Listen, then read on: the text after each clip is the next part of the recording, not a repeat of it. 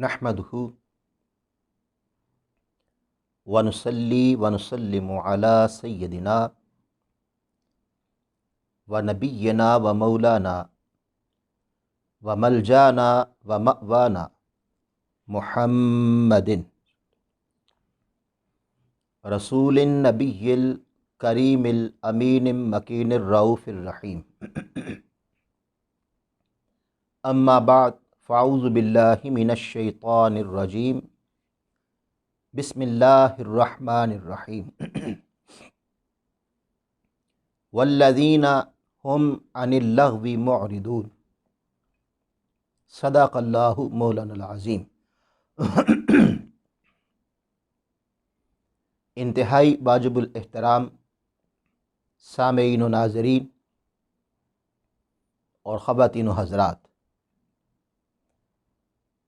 اللہ تعالیٰ کی توفیق خاص اور آقا علیہ الصلوۃ والسلام کے نالین پاک کے تصدق سے ہم درس عرفان القرآن کی اس مبارک علمی اور روحانی نشست میں حاضر ہیں۔ پچھلی نشست میں ہم نے سورہ المؤمنون کی روشنی میں صاحبان ایمان کا پہلا وصف بیان کیا تھا، اور آج ہم اپنی گفتگو کو آگے بڑھاتے ہوئے ایمان والوں کا دوسرا وصف کیا ہے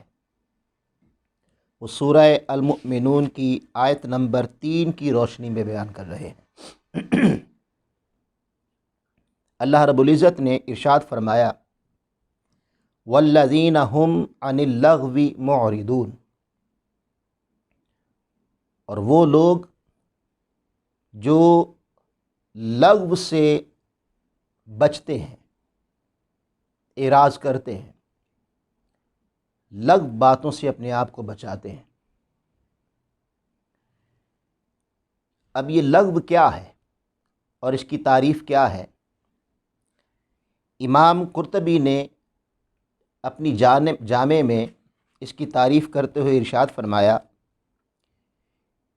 کہ لغو اس شے کو کہتے ہیں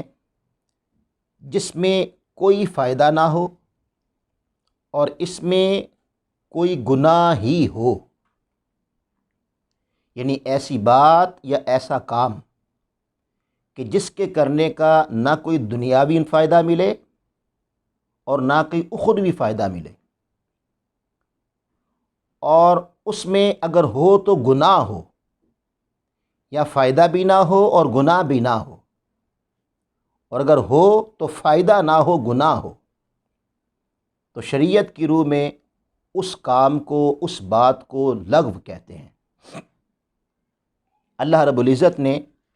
قرآن مجید کی سورہ الفرقان میں عباد الرحمن کے اوصاف بیان کرتے ہوئے ارشاد فرمایا والذین لا یشہدون الزور، اور وہ لوگ جو جھوٹی گواہی نہیں دیتے، وَإِذَا مَرُّوا بِاللَّغْوِ مَرُّوا كِرَامًا، اور جب وہ لغو مجلس کے پاس سے یا لغو کاموں کے پاس سے گزرتے ہیں تو بڑی وجاہت اور بڑی تمکنت کے ساتھ اور بڑی عزت کے ساتھ ان لغویات سے اپنا دامن بچا کے گزر جاتے ہیں۔ پھر اسی طرح سورہ القصص کی آیت نمبر 55 میں اللہ رب العزت نے ارشاد فرمایا وَإِذَا سَمِعُوا اللَّغْوَ أَعْرَضُوا عَنْهُمْ، اور جب وہ لغو بات سنتے ہیں، لغو کلام سنتے ہیں، یعنی ایسا کلام کہ جس میں نہ تو کوئی اخروی فائدہ ہے اور نہ کوئی دنیاوی فائدہ ہے، یا ایسا کلام کہ جس کے کرنے سے اللہ اور اس کا رسول ناراض ہوتا ہے، تو صاحبان ایمان کا دوسرا وصف یہ ہے کہ جب ان کے کانوں میں ایسا کلام پڑے یا ایسی بات آئے یا ایسی مجلس سے گزریں جہاں بے فائدہ بات ہو رہی ہے، جیسے بعض مجلسوں میں تو بے فائدہ کیا گناہ کی بات ہو رہی ہوتی ہے، غیبتوں کی بات ہو رہی ہوتی ہے، چغلیاں ہو رہی ہوتی ہیں، یہ باقاعدہ گناہ ہیں۔ لیکن لا یعنی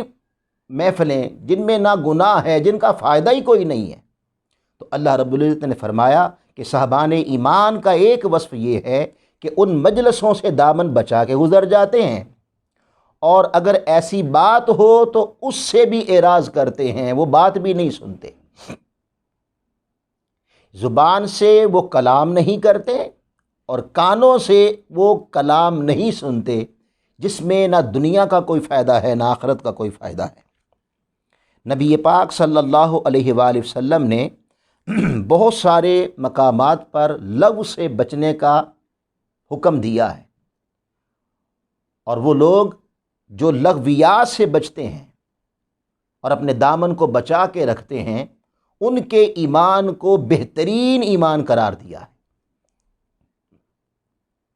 اور انہیں مومنین کا اعلیٰ وصف قرار دیا ہے۔ یعنی ان کا یہ عمل کہ وہ لغویات سے بچتے ہیں، اس عمل کو اعلیٰ درجے کا ایمان قرار دیا ہے۔ مثلا ترمذی شریف اور مشکوٰۃ شریف میں حدیث پاک آتی ہے، حضرت ابو ہریرہ رضی اللہ تعالی عنہ سے مروی ہے، آپ فرماتے ہیں کہ آقا علیہ الصلوۃ والسلام نے فرمایا، آدمی کے اسلام کی خوبی یہ ہے کہ وہ لغو باتوں سے بچے اور لغو امور کو ترک کر دے۔ لا یعنی امور کو ترک کر دے، یعنی ایسا عمل کہ جس کا کوئی فائدہ ہی نہیں ہے، اس امور کو ترک کر دے، تو اس کا ان امور کو ترک کرنا اس کے ایمان میں جلا بخشتا ہے اور اس کے نور اسلام کو بڑھا دیتا ہے۔ پھر اسی طرح مجمع الزوائد میں حضرت زید بن ثابت رضی اللہ تعالی عنہ سے روایت ہے کہ آپ صلی اللہ علیہ وآلہ وسلم نے فرمایا کہ آدمی کے اسلام کی خوبی میں سے یہ ہے کہ وہ بے فائدہ امور کو ترک کر دے، چھوڑ دے، یعنی جن کا کوئی فائدہ نہیں ہے، اس میں وقت کا ضیاع ہے، اور اس میں زبان بھی اللہ کے ذکر سے غافل رہتی ہے، اور کوئی منزل نہیں ہے، کوئی مقصد نہیں ہے، تو نبی پاک صلی اللہ علیہ وسلم نے فرمایا جو ایسے امور سے اپنے دامن کو بچا کے رکھتے ہیں، ان کا بہترین ایمان اور بہترین اسلام ہے۔ پھر اسی طرح حضور علیہ الصلوۃ والسلام نے مسلم شریف میں ارشاد فرمایا، یہ حدیث پاک، آپ صلی اللہ علیہ وسلم نے فرمایا کہ اچھے مسلمان ہونے کی ایک علامت یہ ہے کہ لا یعنی چیزوں سے اجتناب کیا جائے، یعنی جن چیزوں کا کوئی حاصل نہیں ہے اور کوئی فائدہ نہیں ہے، کوئی نقصان نہیں ہے، ان چیزوں سے اپنے دامن کو بچایا جائے۔ حضرت مغیرہ بن شعبہ رضی اللہ تعالیٰ عنہ فرماتے ہیں کہ آپ صلی اللہ علیہ وآلہ وسلم کا ارشاد ہے کہ اللہ تعالیٰ نے ہمارے لیے 3 چیزوں کو ناپسند کیا ہے۔ کون کون سی؟ فرمایا پہلی چیز، زیادہ گفتگو نہ کی جائے، زبان کو خاموش رکھا جائے۔ زبان کے متعلق آقا علیہ الصلوۃ والسلام نے فرمایا کہ جو مجھے زبان کی ضمانت دے دے، میں اسے جنت کی ضمانت دیتا ہوں۔ یعنی زبان ایک ایسی شے ہے کہ اگر اس پہ کنٹرول ہو جائے تو انسان بہت سارے برائیوں سے پاک ہو جاتا ہے، اور زبان ہی سے غیبت ہے، زبان ہی سے جھوٹ ہے۔ اور پھر ایک حدیث پاک میں یہ ہے کہ خاموشی عبادت ہے، یعنی بولنا، ایسا بولنا جس میں فائدہ ہی کوئی نہیں ہے، یا ایسا بولنا کہ جس سے نقصان ہے، تو اس سے بہتر یہ ہے کہ اپنی زبان کو خاموش رکھا جائے۔ تو آقا علیہ الصلوۃ والسلام نے فرمایا کہ اللہ تعالیٰ نے ہمیں ایک اس چیز کا حکم دیا ہے کہ زیادہ گفتگو نہ کی جائے، زیادہ خاموشی اختیار کی جائے، اور دوسرا فرمایا اپنے مال کو ضائع نہ کیا جائے، یعنی ایسی چیزوں میں اپنا مال صرف کرنا جس سے اللہ ناراض ہوتا ہے، یا ایسی چیز میں اور ایسے کام میں اپنا مال صرف کرنا کہ جس کا نہ دنیاوی کوئی فائدہ ہے نہ کوئی اخروی فائدہ ہے۔ تو اس طرح مال کا ضیاع کرنا، آقا علیہ السلام نے فرمایا کہ اللہ تعالیٰ نے ہمیں اس بات سے بھی روکا ہے۔ اور تیسرا فرمایا کہ اللہ پاک نے ہمیں زیادہ سوالات کرنے سے روکا ہے۔ اور بسا اوقات زیادہ سوال کرنے سے آدمی مشکلات میں پھنس جاتا ہے، جیسے حضرت موسیٰ علیہ السلام کی قوم، کہ انہیں کہا گیا کہ گائے ذبح کر دو تو تمہیں قاتل کا پتہ مل جائے گا۔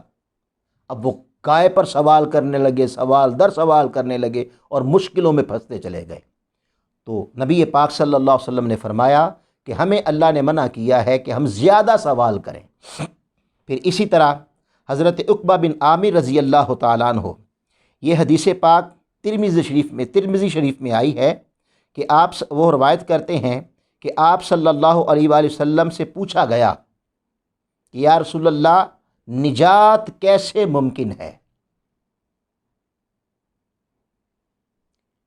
یعنی بندہ جہنم کی آگ سے بچ جائے، دنیا و آخرت میں فلاح ملے، مصائب سے بچ جائے، تو یا رسول اللہ کوئی ایسی راہ بتا دیں، کوئی ایسا نسخہ عطا کر دیں کہ نجات عطا ہو جائے۔ تو آقا علیہ السلام نے فرمایا ہاں،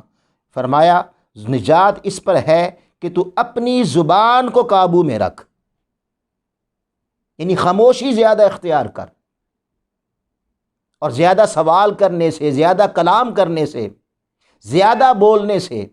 ایسا کلام بولنے سے فائدہ ہی کوئی نہیں ہے جس کا۔ زبان کو خاموش رکھ، کیونکہ خاموش رہے گی تو خاموشی عبادت میں شمار ہوگی، بولے گی تو یا تو وہ بولے گی جس سے اللہ راضی ہوتا ہے، اور یہ بولنا انسان کے لیے بہت کم ہوتا ہے۔ اندر نفس ہے، باہر شیطان ہے، اور خواہشات ہیں، اور دنیا کے جنجال میں پھنسا ہوا ہے، تو لہٰذا جب بولے گا تو ممکن ہے زیادہ کلام وہ کر جائے کہ اللہ ناراض ہو، اللہ کا رسول ناراض ہو۔ تو اس لیے آقا علیہ السلام نے فرمایا کہ نجات اس میں ہے، نمبر 1 تو اپنی زبان پہ قابو رکھ۔ پھر فرمایا دوسری بات، اپنے گھر میں کوئی اختلاط نہ کر،